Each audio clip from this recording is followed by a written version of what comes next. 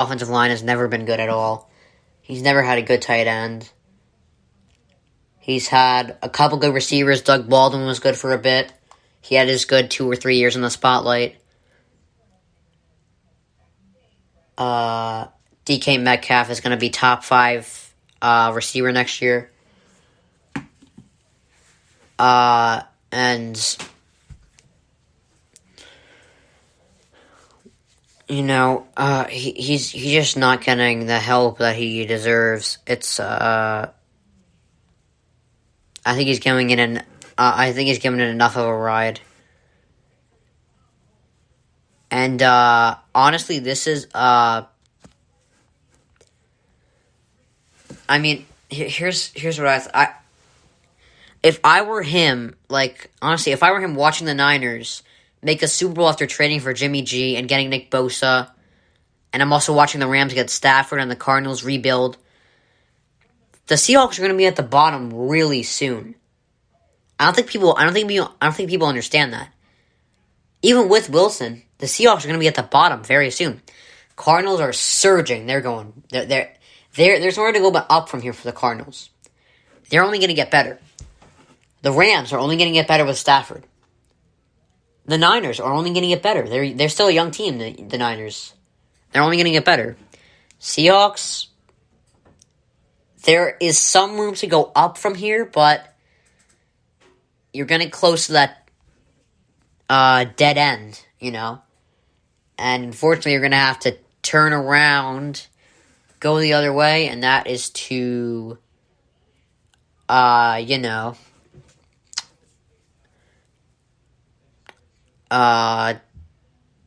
Lions level.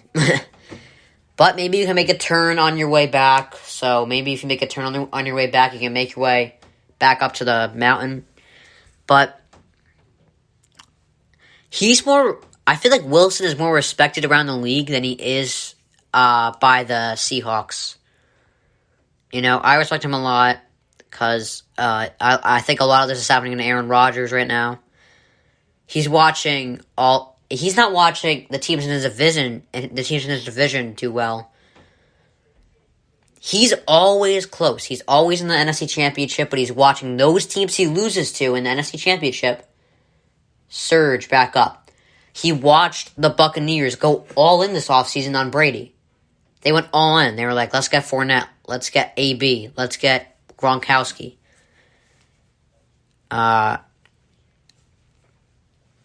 You know, it's tough watching teams around you build up and be aggressive while your team just sits back and says, you're going to bail us out, right? You're going to keep bailing us out? Yeah.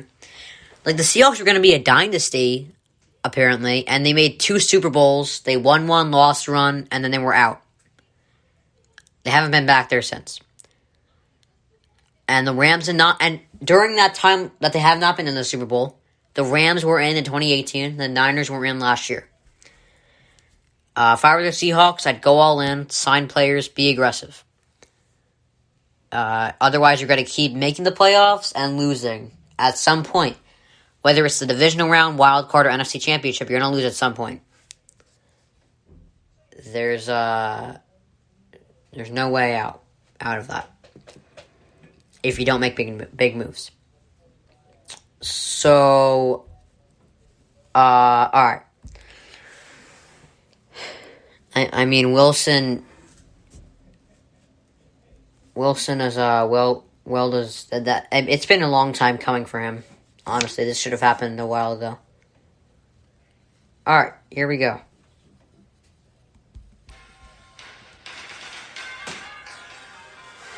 So, Dak Prescott was not included in the 2021 hype video for the Cowboys. Might be a bit of an overreaction to it by some people. I don't know if there's everyone talking about this, but it makes sense. It kind of makes sense because when you don't include your main quarterback in a hype video, and instead show highlights of the backup quarterback, and you also haven't gotten the deal done with him yet, there's a right to be a little paranoid about this. I think Prescott's going to end up back there, though. I think they'll run it back. I think they're going to be like. I actually have a 3-way tie in the NFC East. By the way, I think I forgot to mention that. I got. So coming up, I'm going to make my predictions for all of next season for the NFL. Also, I'm going to. Well, really, there's nothing else I'm going to do. I'm gonna tell you 5 lessons we learned from this season. So, alright, but right now we got this topic. Mike Evans, very talented receiver, top 7, top 10. He has offered to give up money to keep the team together. This is amazing for both the Bucs and Evans. If Mike Evans is happy here, he can stay there by giving up money. Meanwhile, the Bucs can keep Ndamukong Suh, Antonio Brown, Tom Brady, Shaq Barrett, Leonard Fournette. A lot of people who were very vital to their title run. And like I said, Brady really grew on me this year. The Bucs are so much more fun than New England. Like, the more flexible you are with money, the more you win. Or no, the more you win, the more flexible you are with money.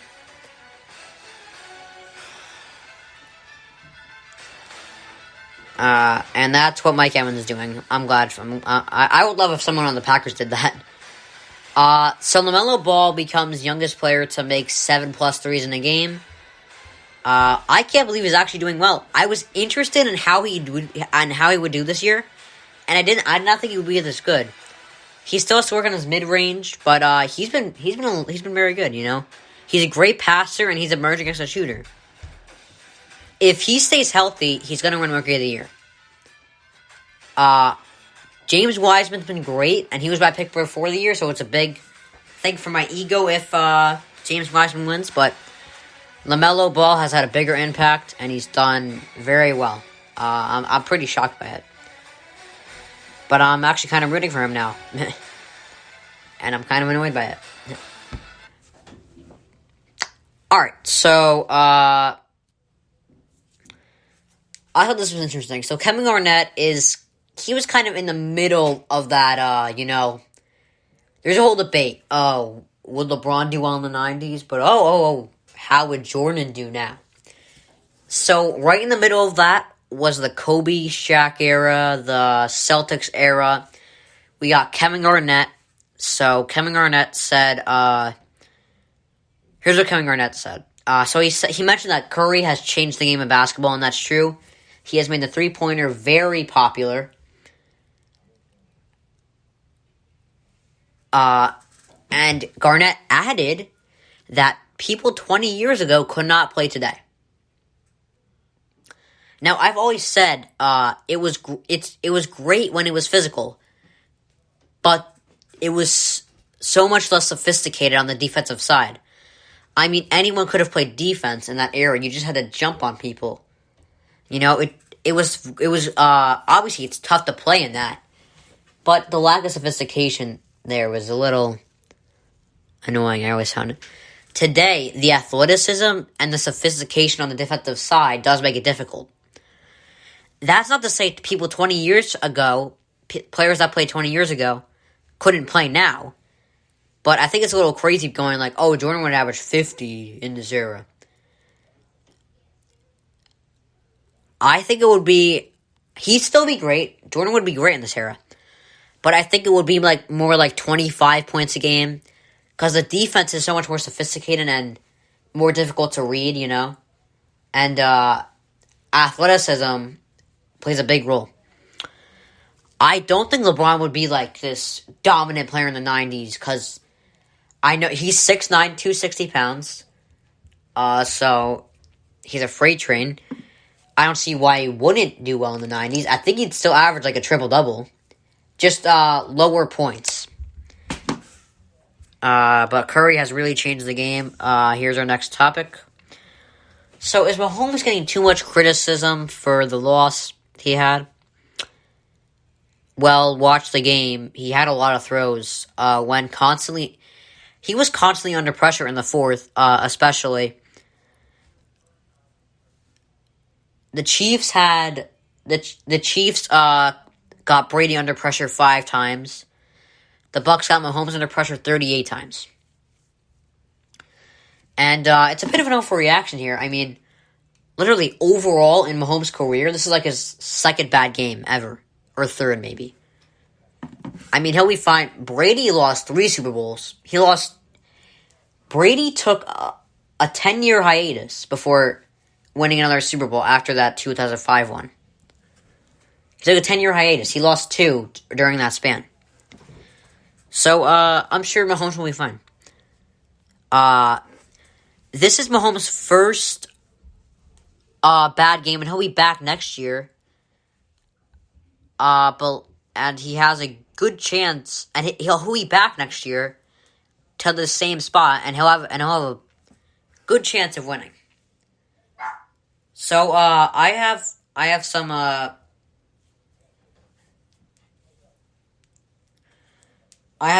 some statistics here to prove to you how Mahomes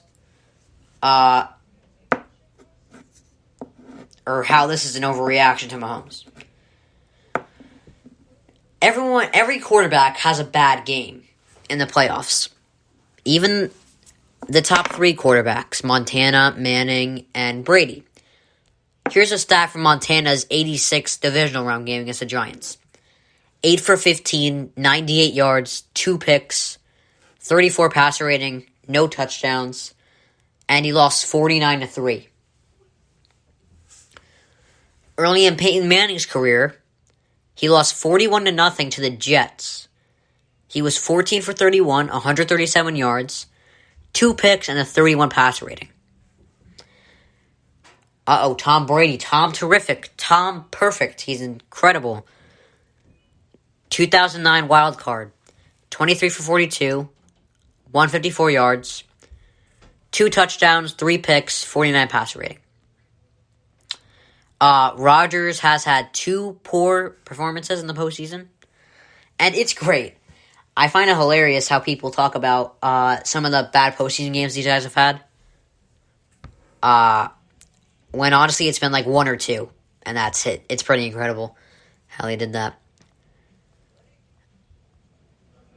Now, here's what I find odd. So Jordan, early in his career, was constantly knocked out of the first round. That's not a knock on him. I mean, he had no one. He had no one help him. So I'm not bashing him at all there. But we hardly bring that up. But what we do often bring up is the fact that LeBron is 3-6 in the finals. What people are bringing up here is, Mahomes had a bad game in the Super Bowl. You don't hear people bringing up, Montana's divisional round game, or Manning's divisional round game, or Brady's wild card game. But when you don't lose in the Super Bowl or the AFC or the NBA championship, if you instead lose in the first round or the divisional round, no one cares. Everyone has a bad playoff game. Mahomes will be fine. I just find it weird that